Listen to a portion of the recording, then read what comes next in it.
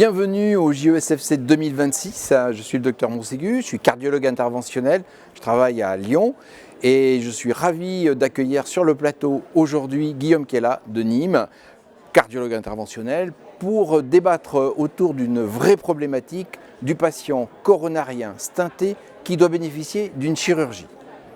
Alors Guillaume, ma première question, est-ce que toutes les chirurgies sont les mêmes chez nos patients coronariens stentés ? Merci Jacques. Effectivement, les chirurgies sont très variables et le niveau de risque hémorragique des chirurgies est très variable et on doit tenir compte de ce risque hémorragique. On peut aller du risque hémorragique très bas, pour lequel les antiplaquettaires ne poseront pas de soucis. Je pense à des extractions dentaires simples, des chirurgies cutanées, des endoscopies, vers des chirurgies à très haut risque hémorragique. Je pense en particulier à la neurochirurgie, à la chirurgie urologique ou à la chirurgie abdominale complexe. Donc là, on aura un vrai problème avec les antiagrégants. Donc il y a différents types de chirurgie et on doit bien évaluer le risque hémorragique de la chirurgie. Et je rajoute qu'il faut aussi évaluer l'urgence de la chirurgie. Est-ce que c'est un geste à faire immédiatement ou est-ce que c'est un geste qui peut être décalé? Et c'est évidemment le contexte qui va nous donner cette situation. Alors je crois quand même que le timing de la chirurgie par rapport au geste d'angioplastie est un élément fondamental. On parle d'un cut-off aux environs d'un mois. Effectivement, Jacques, cette durée d'un mois est une durée très importante parce qu'on s'est aperçu qu'il n'est pas possible de se débarrasser, si je puis dire, de la bithérapie antiplaquettaire dans le premier mois.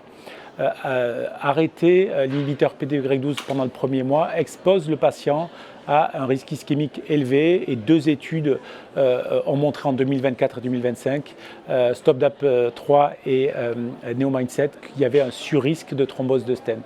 Donc lorsqu'on est dans le premier mois, il faut maintenir la bithérapie.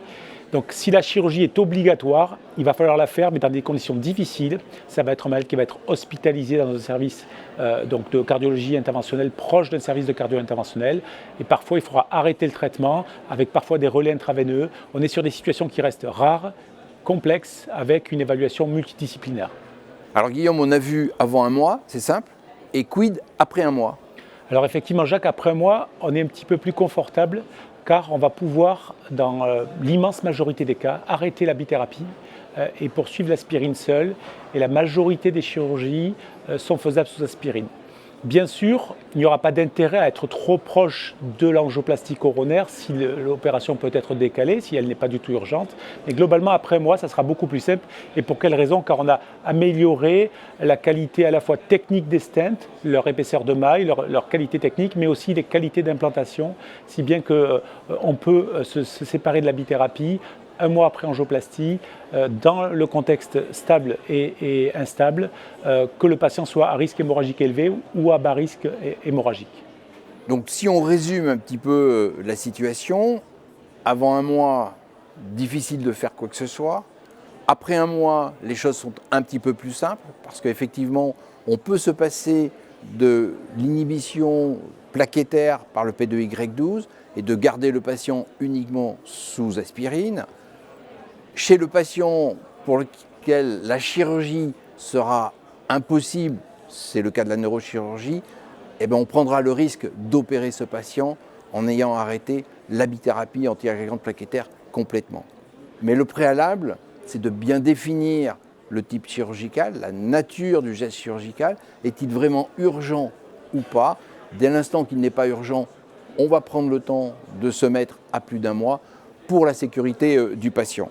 Et bien entendu, après l'acte chirurgical, tu me confirmes qu'effectivement, on reprendra notre bithérapie antiagrégante plaquettaire.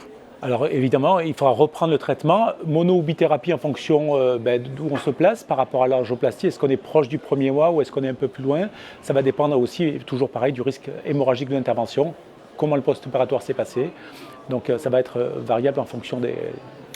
Merci Guillaume, je pense qu'on a fait une synthèse rapide d'une problématique qui est presque quotidienne, sur laquelle la multidisciplinarité doit être de règle, à savoir le cardiologue interventionnel, le chirurgien, l'anesthésiste, pour prendre la bonne action pour le bon patient sans se tromper.